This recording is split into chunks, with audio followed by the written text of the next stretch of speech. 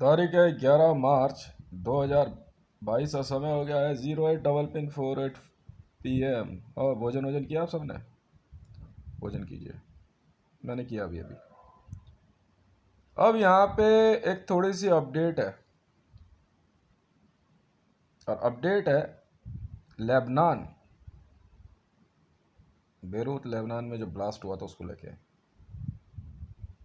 जब स्टडी निकल के आई है तो ये विश्व में नॉन न्यूक्लियर अब तक का तीसरा सबसे बड़ा ब्लास्ट है।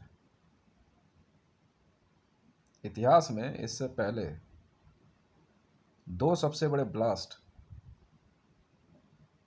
जो मानव जाति पे सीधे इस्तेमाल किए गए, हिरोशिमा और नागासाकी है।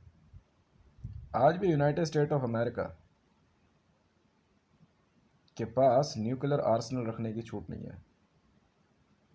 तब इन लोगों ने जो है, ऐसे कई देशों ने जैविक हथियार की तरफ कदम बढ़ाया और मानव जाति पे हमला करने के लिए, अपने दुश्मनों को ख़त्म करने के लिए जैविक हथियारों को बनाना शुरू किया। ये जैविक हथियार वायरसेस हैं।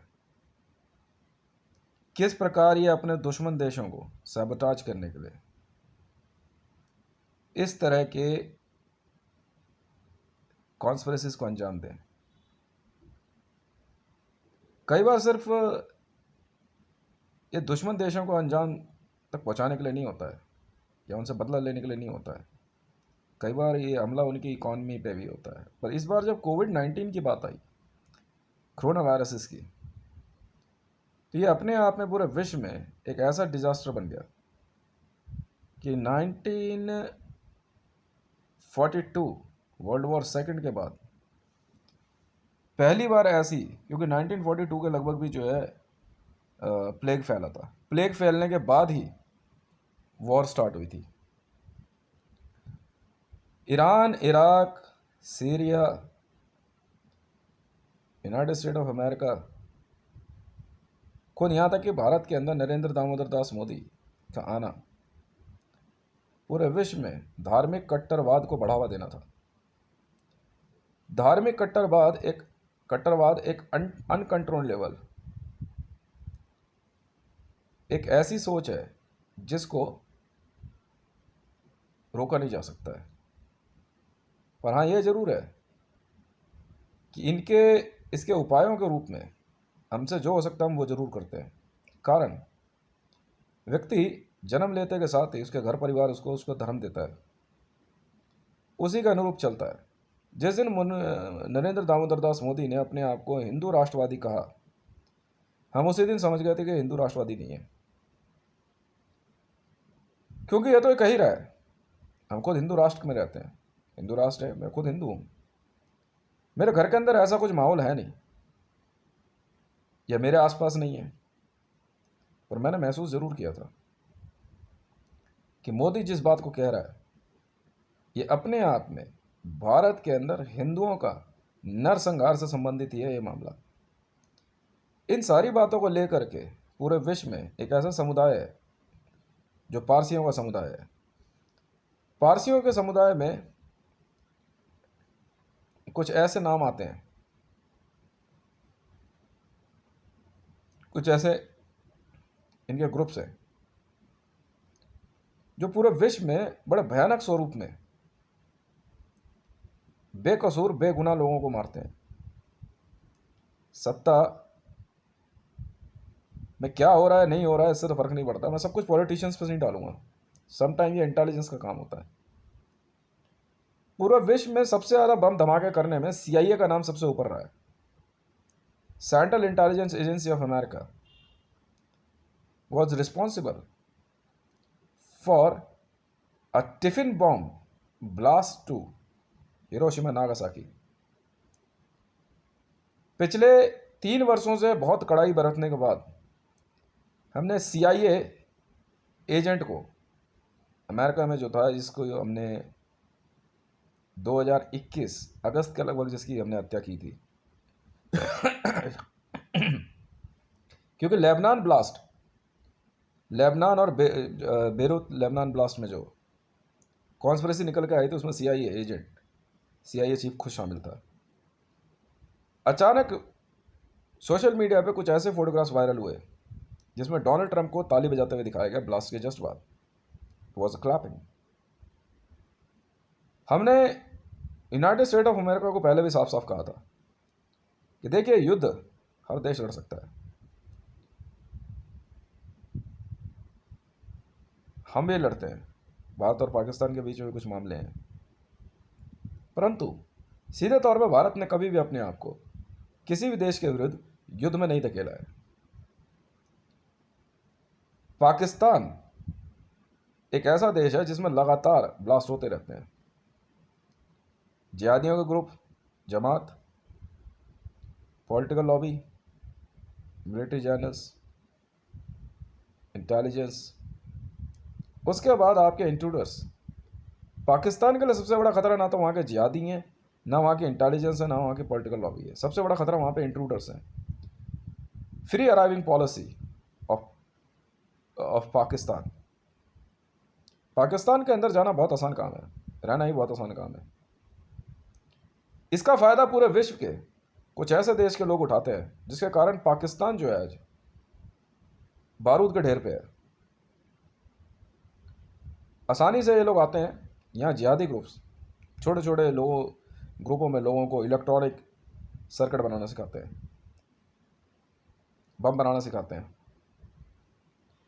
आपको जानकर हैरानी होगी कि खुद ISIS, Islamic state of Iraq and Syria, ने इराक से अपना ट्रेनिंग सेंटर हटा करके पाकिस्तान में खोला। जब पाकिस्तान ऑक्यूपाइड कश्मीर में पाकिस्तान ने ISIS का ट्रेनिंग सेंटर खोलने की कोशिश करी, तो जवाबी कार्रवाई करते हुए भारत सरकार की रक्षा शक्ति भारतीय सेना ने जो है इसका करारा जवाब दिया, और POK के अंदर बन रहे ISIS के सीधे तौर पे ट्रेनिंग कैंप को ख़त्म किया। हालांकि उसमें भारतीय सेना की भी कुछ कैजुअलिटीज़ हुई थी, पर हाँ, ये जरूर कहेंगे कि हमने स्वर्ग को आतंकवादियों का गढ़ होने से बचा लिया। जिस कारण से पाकिस्तान के सियासत के कुछ लोग सीधे तौर पे मुझे अपना दुश्मन मानने लग गए, मुझे बहुत खुशी हुई उस दिन।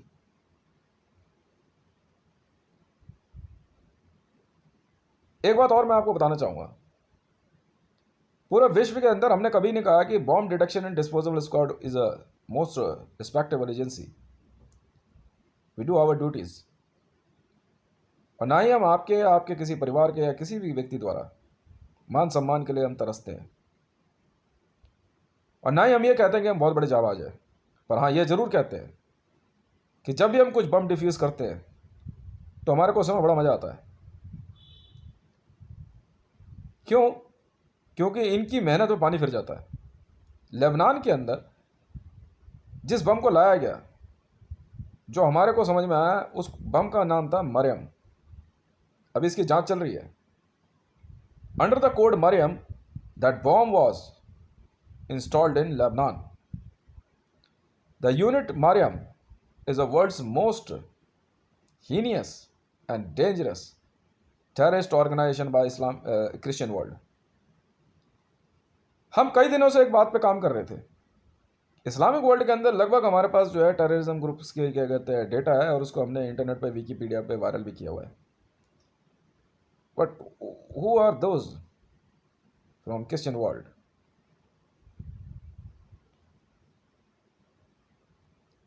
बहुत बहुत सोचना। क्रूसेडर्स नहीं, ढूंढते एक ऐसा शब्द निकल के आया जिस पर शक नहीं होता था कभी भी, and the word is Mariam. Second word is a Jesus.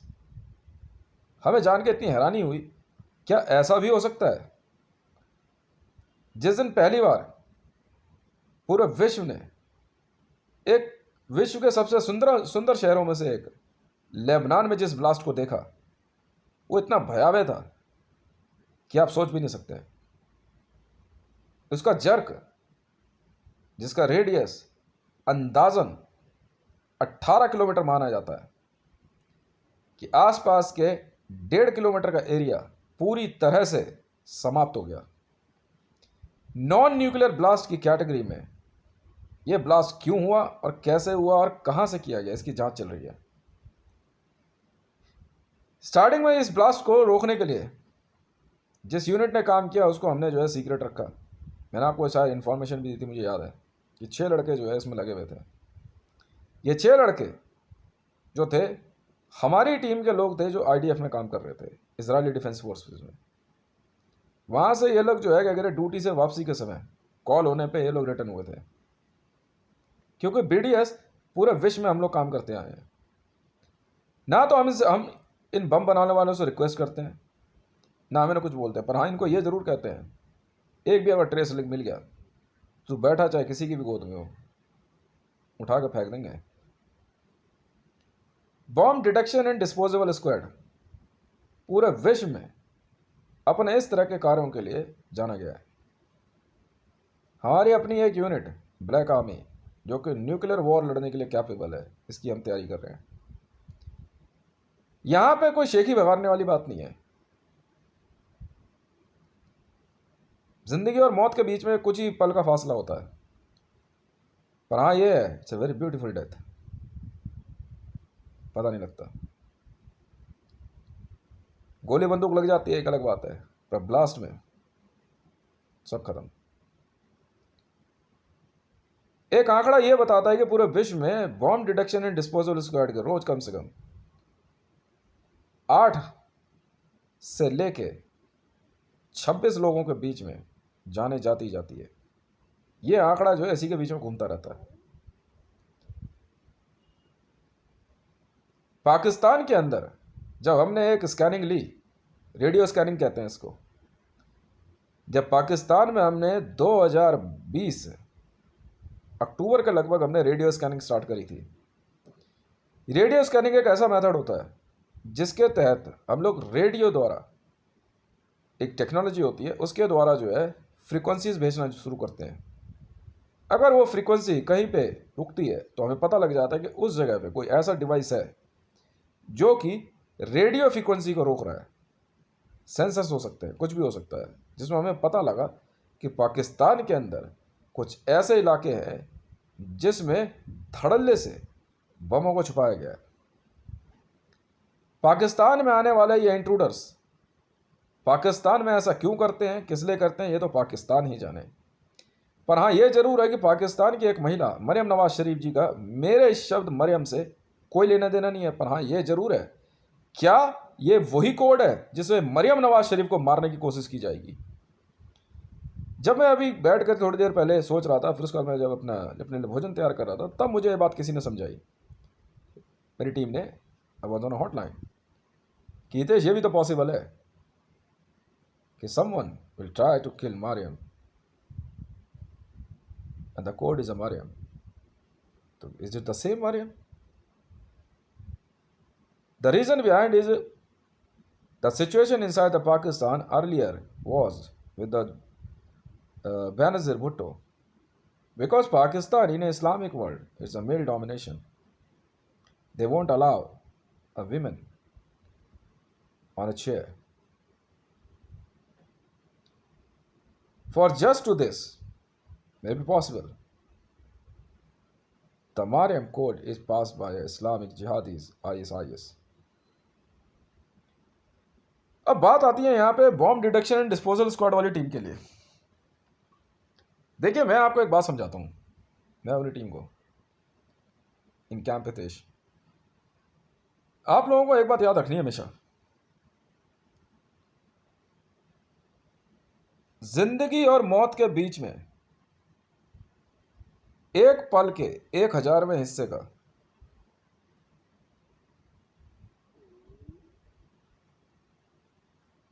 बस इतना ही समय होता है, तो इतना ही गैप है डायमेंशन चेंज होने में। हम इसे मौत नहीं कहते, हम इसे कहते हैं डायमेंशन चेंज होना।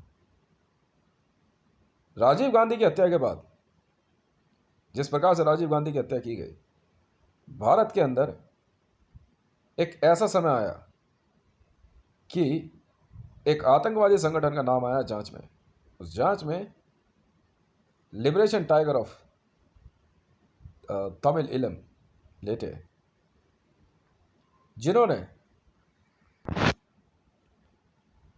जिन्होंने सीधे तौर पे भारत के प्रधानमंत्री को धमाके से उड़ा दिया। पूरे विश्व में किसी भी पॉलिटिकल सेलिब्रिटी को मारने का ये अपने आप में अचूक और नायाब तरीका ढूंढा गया। इसमें हम इंटेलिजेंस फेलियर कहें या सिक्योरिटी फोर्सेस का, पर हाँ ये जरूर है कि उन्होंने जो है कि अगर जिस टारगेट को चुना था वहां तक पहुंचने में कामयाब हुए। मैं एक बात और कहना चाहूंगा ऑल ओवर वर्ल्ड के इन पॉलिटिकल सेलिब्रिटीज को, देखिए सुरक्षा एजेंसियां कभी भी आपका बुरा नहीं चाहती हैं। आप अपने फैन फॉलोइंग के चलते सुरक्षा एजेंसियों को और उनके द्वारा दी गई हिदायतों को आप लोग ना टालें। अपने देश की चुनिंदा गवर्नमेंट में आप फिक्स सिक्योरिटी फोर्सेस की सिक्योरिटी ही लेना पसंद करें। अपनी प्राइवेट सिक्योरिटी पे जरा सा भी भरोसा ना करें। आप बिना देर करे आप अपने नज़दीकी थाने में जाके एप्लीकेशन दीजिए, सुरक्षा की मांग कीजिए, वो सुरक्षा आपको देंगे। जिस तरह की जरूरत होगी उस तरह की देंगे। यदि आप प्रधानमंत्री राष्ट्रपति पद के लिए चुनाव लड़ना चाह रहे हैं तो भी आपको यही करना चाहिए। यदि आप अपने आसपास इस तरह के लोगों को रखते हो, जैसा कि जांच में सामने आया था कि राजीव गांधी अपनी एक प्राइवेट सिक्योरिटी की वजह से मारा गया। मैं ऐसा इसलिए नहीं कह रहा हूं कि इसे इंडियन सिक्योरिटी फोर्सेस के ऊपर से ब्लेम हटे, पर यह रियलिटी है। राजीव गांधी बहुत फेमस था इस मामले में कि वो अपने लिए अपनी प्राइवेट सिक्योरिटी रखता था ताकि उसके सीक्रेट्स किसी को पता न लगे। मैं आपको इस बात का भरोसा दिलाता हूँ कि आपके फिक्स्ड सिक्योरिटी ऑफिसर्स होते हैं जो सेंट्रल गवर्नमेंट की तरफ से दिए जाते हैं, ये लोग आपके द्वारा कही जाने वाली किसी भी बात से इनको कोई मतलब नहीं होता है। हाँ ये जरूर है कि आप इन पर हमला ना करें। आप क्या बात कर रहे हैं, किससे बात कर रहे हैं, किसके साथ सो रहे हैं, मैंने बहुत पहले ही समझाया था। आप किसके साथ सो रहे हैं हमें कोई लेना देना नहीं है। बस हाँ ये हम कॉन्डम ला के नहीं देंगे, बात खत्म है। वो आप समझो, आपकी व्यक्तिगत लाइफ पर्सनल लाइफ है। जरूरत पड़ने पे हम कभी भी किसी को भी रोक सकते हैं। यह सिलसिला जो है शुरू से चला आ रहा है। सुरक्षा एजेंसियों ने कभी भी चूक नहीं करी है, पर इन्हीं पॉलिटिकल सेलिब्रिटीज़ की वजह से ढिलाई देने पे या छूट देने पे इस प्रकार के हमले होते आए हैं।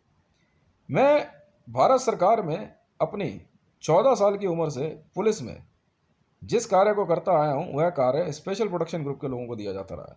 मैं अपने आप को बहुत भाग्यशाली मानता हूँ। मैं ये नहीं कह रहा हूँ कि मैं अपने आप को क्लेम करता हूँ। आप मुझे जानते हो या नहीं जानते, मुझे इससे कोई फ़र्क नहीं पड़ता है। पर हाँ ये जरूर है कि मैं अपनी ड्यूटी निरंतर करता आया हूँ, करता रहूँगा।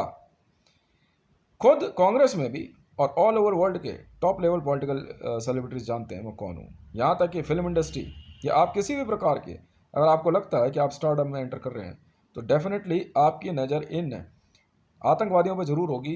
ये इन लोगों का काम कुछ नहीं होता है। एक बार ये आपके नज़दीक आ जाएंगे उसके बाद ये आपसे पैसा कमाने की कोशिश करेंगे।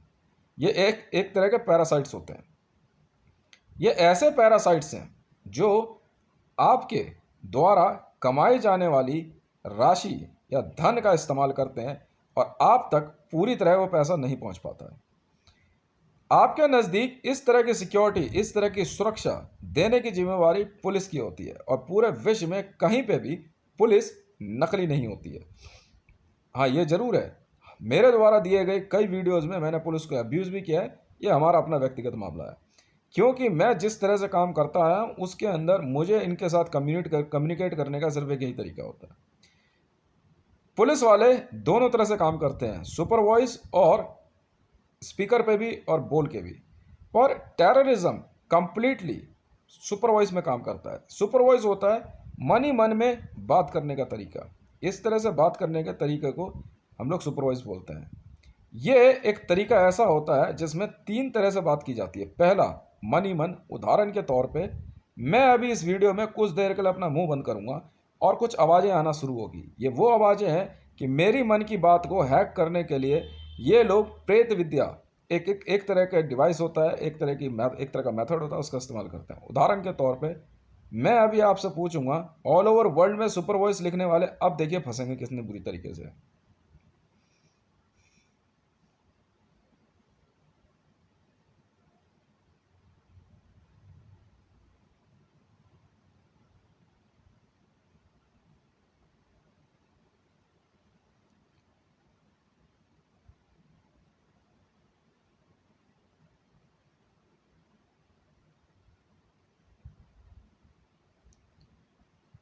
ये दो मेथड होते हैं सुपर वॉइस में बात करने के। तीसरा मेथड ये है जो मैं अभी कर रहा हूं। मैं अपने कमरे में हूं, मेरे आसपास कोई नहीं है, और सुनने वाले चाहे तो दीवार के इस पार से हो सकते हैं, चाहे उस पार, या यहां पे कोई डिवाइस लगा हो।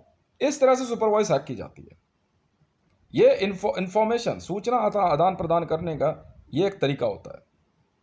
अब जो मैंने बात कही है, अब देखिए जो मैंने कहा मनी मन में वो अभी बोलूंगा नहीं, और ये बिना देर करे सुपर वॉइस लिख ली गई होगी। ये इस तरह के पुलिस ऑफिसरों के साथ ही हैकिंग होती है। इस सुपर वॉइस को लिखने के बाद ये लोग आगे भेजेंगे कि इसने कहा क्या है। अब जो मैंने कहा है ये पुलिस वाले सुपर वॉइस चेक कर लेंगे, और सुपर वॉइस ये जब वहाँ पहुँचाएंगे, जब देंगे, तो ये सब पिटेंगे और ये सब फंसेंगे। कैसे? मैंने कहा मरियम नाम का बम पाकिस्तान में कब और कहाँ छुपाया गया है, हम इसकी जांच करेंगे और इसको ढूंढेंगे।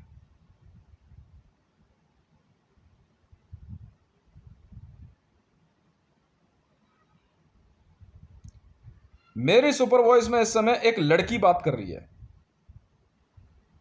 जब मैं मनी मन में बात करता हूं तो एक लड़की की आवाज आना शुरू होती है। ये लड़की कब, किसने, किस वजह से और किसने लगाई है, हम इसको ढूंढ रहे हैं। ये सुपर वॉइसेस जो होती हैं, ये ऐसी लड़कियां होती हैं और ऐसे लड़के होते हैं जो कि दूर दराज के गांव देहात में बैठ करके एक कमरे में काम करते रहते हैं, और एक से एक दूसरे को लिख के, देख मैंने ये सुना, और आगे देते हैं। फिर ये बात आगे इस प्रकार से चलती चली जाती है।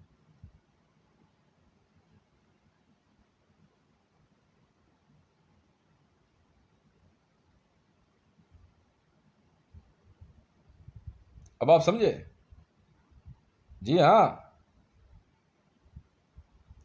नज़दीकी रिकॉर्डिंग सुपर वॉइस, जिसको हार्ड कॉपी में कह सकते हैं, चाहे तो पेन ड्राइव में, चाहे ऑडियो में, चाहे सीडी में। वो ऐसे पॉसिबल है कि अगर मैं यहाँ बैठा हूँ, बात कर रहा हूँ, तो हो सकता है कि मेरे पड़ोस में किसी ने डिवाइस लगा रखा हो दीवार पे, वो मेरी बात सारी सुनेगा। डिवाइस कैसे लगाया जाता है कि दीवार में ड्रिल करेंगे। ड्रिल करने के बाद एक छोटा नैनो डिवाइस होता है, उसको दीवार के अंदर डाल करके उसको सील कर देंगे, उसके ऊपर पेंट और सफेदी कर देंगे। मेरे द्वारा बोले जाने वाली वाइब्रेशन से वहां पे एक ग्राफ बनेगा। उस ग्राफ को ये लोग क्या कहते हैं, मशीन में डालेंगे, और वहां से ये डिकोड हो जाएगा कि ये पुलिस वाला अब क्या सोच रहा है। यहां तक कि ये लोग आपको हैक करने के लिए, आपको परेशान करने के लिए, आप सपने में क्या देखते हैं वो तक हैक कर सकते हैं। This is terrorism.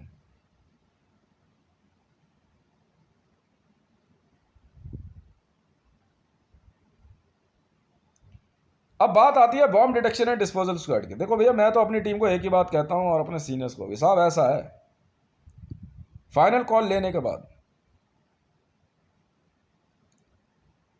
जो डिफ्यूज करने के लिए गया है उसकी आईडी का वो क्या करेगा, आप वहां से गाइड नहीं कर सकते हो वायरलेस पे।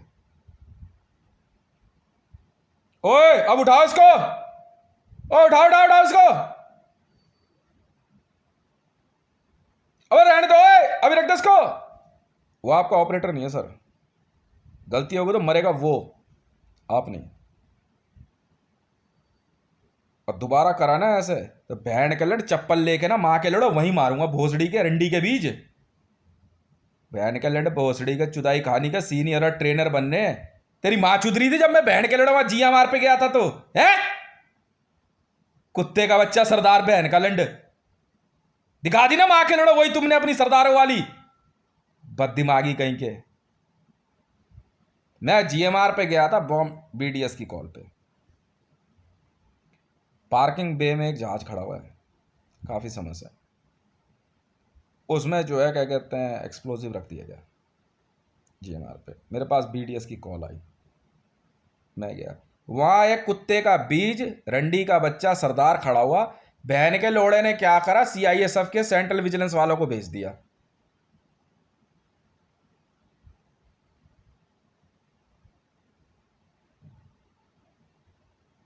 वहां से कोड पास हुआ था, उस कोड में ही छुपा था। चैलेंज देते हैं ये जो आतंकवादी बम बनाते हैं ना, बीडीएस वालों को चैलेंज देते हैं कि भाई ये कोड है, डिकोड कर ले और तू बम ढूंढ ले, नहीं तो हम तो उड़ा देंगे। मैं कहा ठीक है। मैं गया, मैंने जाते ही जो है 10 मिनट में कोड डिकोड कर दिया, जगह बता दी, ये जगह है, ये जगह है, ये नंबर है, ये पकड़ और लिख। बैठ गया आराम से। मेरी टीम वाले गए, मैंने विजुअल दिखा दी, मैं भी इनका बाप हूं, बहन के लंडों का। उस कुत्ते के बीच हराम के जने की मां की चूत गांड पे से खाल खिंचवा लूंगा उस सेंट्रल विजिलेंस वाले की, बहन के लोड़े की, सीआईएसएफ की। उसका खानदान मारना है बहन के लंड का, बस। चाहिए तो चाहिए सीआईएसएफ पूरी। ये कुत्ते के बीच सुधरेंगे नहीं। पिछली बार पूरी बटालियन की गांड में बहन के लोड़ों को गोली मारी थी हमने। पूरी सीआईएसएफ की बटालियन मारूंगा, दोबारा आऊंगा मैं जीएमआर पे। और एक बहन का लन ड्यूटी पे दिख गया ना, तुम्हारी बहन चुदवा दूंगा एक एक की मैं घर में। मां के लोड़े AK-47 लेके आके मेरे सामने खड़े हो गए। तू बहन के लोड़े सुन नहीं रहा था वायरलेस क्या हुआ है, हैं? तुझे पता नहीं है? बहन के लड़े जब वायरलेस हो रखा है, मैं वहां मौजूद हूं, एनएसजी वाले ड्यूटी पे आ चुके हैं। तेरी मां चुद रही थी बहन के लंड, मेरे को कह रहा तू यहां खड़ा नहीं होगा, बाहर जा।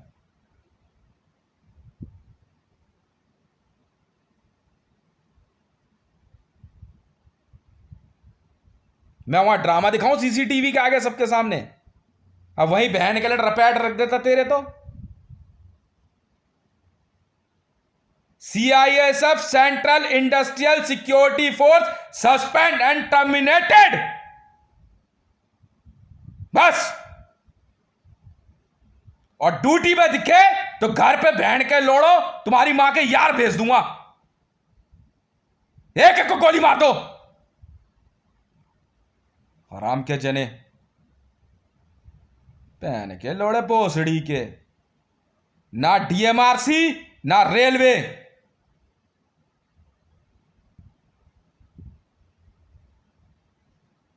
हमारे पास अपना मेथड है, हम अपने आप काम कर लेंगे, वो हम देखेंगे। एक बहन का लोड़ा कुत्ते का बच्चा नहीं दिखना चाहिए सीआईएसएफ वाला जिंदा मेरे को। बहन का लड़ कुत्ते का बीज हराम का जना मेरे को आके बोल रहा, मैं खड़ा हूं, मैंने उसको दिखा दिया। मैंने कहा भाई किसी के आर्मी वाले का वेट कर रहा, तू जाना, तेरे समझ नहीं आ रही है।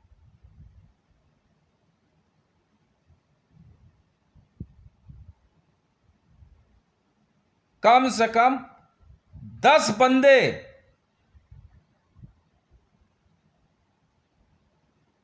एयर ट्रैफिक कंट्रोल तक से वायरलेस हो गया, फिर कुत्ते के बीचों की मां चुद रही है। मुझे तो कह दिया ना वापस चला जा, आएगा तो मुझे कोई चिंता नहीं है। बहन के लोड़ो तुम्हारी लुगाई और बेटी चोदने का भी तो मौका मिलेगा हमें, समझ में आ गई ना? मौज मस्ती हम ही करते आए हैं, बीडीएस वाले हैं हम, समझ में आ गई ना? Bomb detection and disposal squad के लोग हैं हम, समझ में आई? एक एक की बहन चोदेंगे सीआईएसएफ वालों को, मार बहन के लौड़ों को। मैंने कहा सब आतंकवादी है, मैंने छुट्टे ही कहा था, यूं थे तुम आतंकवादी बहन के लंड। धरती पे जिस माई के लाल में दम हो, सीआईएसएफ के जवानों को इस भारत में बचा के दिखा दे। मां के लोड़ो तुम वही हो जो राजीव चौक के मामले में, तुम वही हो बहन के लंडों जो राजीव चौक के मामले में जिन्होंने आरडीएक्स का संदूक टनल में घुसाया था। बहन के लंडों में वही वाला हूं। मैंने दी थी बॉडी मैसेज, मैं कहा मिनट पता लगेगा कौन कौन है यहाँ आईएसआईएस से मेट्रो के अंदर। तू जानता था बहन के लंडो सीआईएसएफ का? तू है भोसड़ी का डीआईजी है? तू है सीआईएसएफ का डीआईजी? बताइए जरा, बताइए आईएसआईएस की बॉडी मैसेजिंग क्या है, मैं भी तो सुनूं।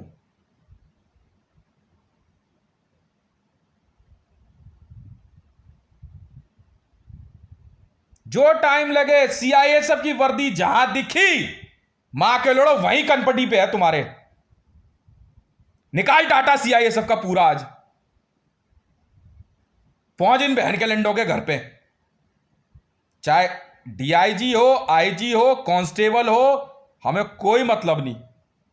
Central industrial security force Bharat में मैं रहने नहीं दूंगा।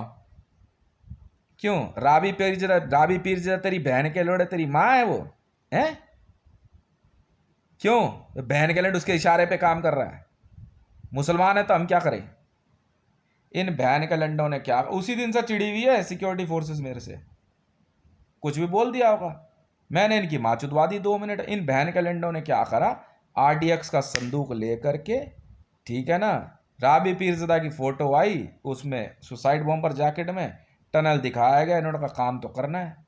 इन बहन के लंडों ने क्या करा, आरडीएक्स से भरा हुआ संदूक गायब करके राजीव चौक में जो है टनल में अंदर दे दिया जहां मेट्रो जाती है।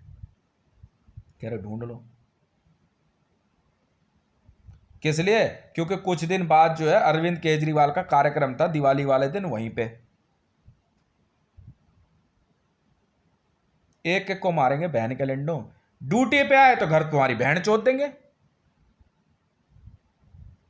घर पे रहे तो सरेआम गोली मारेंगे, पक्का मारेंगे बहन के लड़ने, चाहे तुमने कैमोफ्लेज पहना हो चाहे कुछ पहना हो, मुझे मतलब नहीं,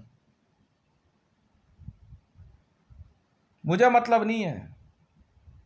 पहला काम यहां से शुरू होता है, यह है वीडियो नंबर 11। समझ में आई? 9/2/11 9/11 भोसड़ी के चूतिया समझ रहा है तू मेरे को? देख ले 09 वीडियो नंबर 11। माँ के लोड़े हरामी कहीं के। एयरपोर्ट पर नौकरी होती है, आराम से एक्सप्लोजिव पास कर देते हैं।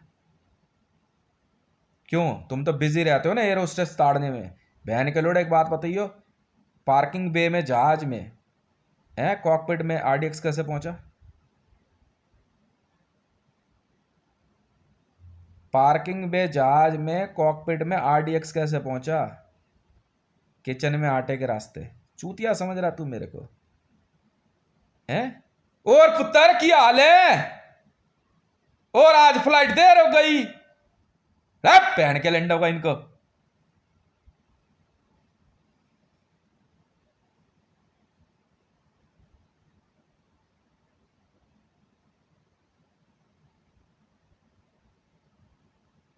एसआईएस को देंगे कॉन्ट्रैक्ट, जीएमआर की सिक्योरिटी का कॉन्ट्रैक्ट आप उठाओ। एसआईएस लिखो, एक नहीं दिखना चाहिए वहां बहन का लोड़ा ये वर्दी वाला,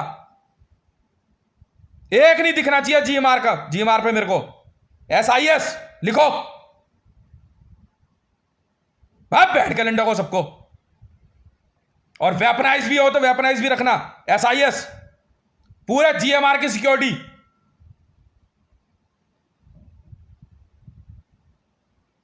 चूतिया समझ रहा बहन का लंडा मेरे को?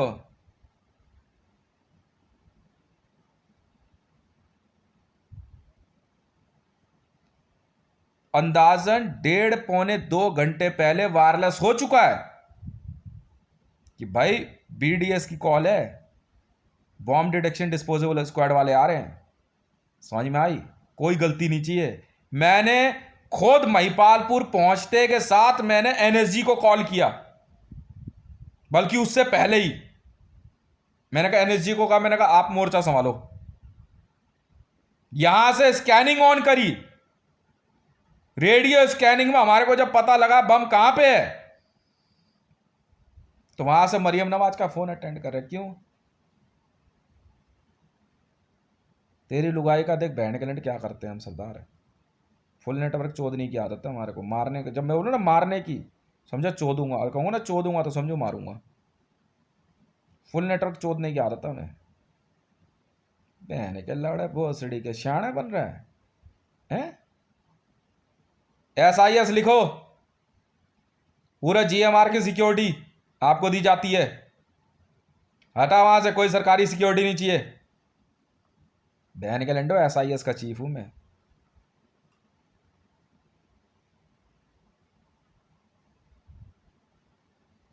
चूतिया समझ रहे बहन के लंडा हमारे को ये।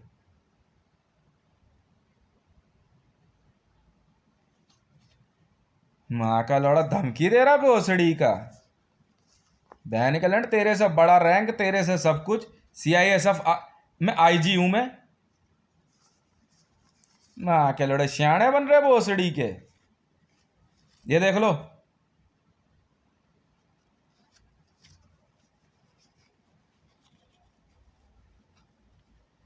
बहन के लंडे ऑल ओवर इंडिया में CISF जहां जहां डिप्लॉय है, दिल्ली मेट्रो कॉरपोरेशन, SIS, हम अपने आप देखेंगे ऐसे काम करना हमें। DMRC की भी सिक्योरिटी SIS को देंगे। चल निकल ले, मारने की जिम्मेवारी मेरी है। देख कैसे मारते हैं तुम्हें, बुला लियो जिस मर्जी को। और तुम सुन लो बे, बाकी कोई अगर बीच में आया ना तुम में से, ये भेड़ के लड़ तुम्हें सबसे पहले मारेंगे।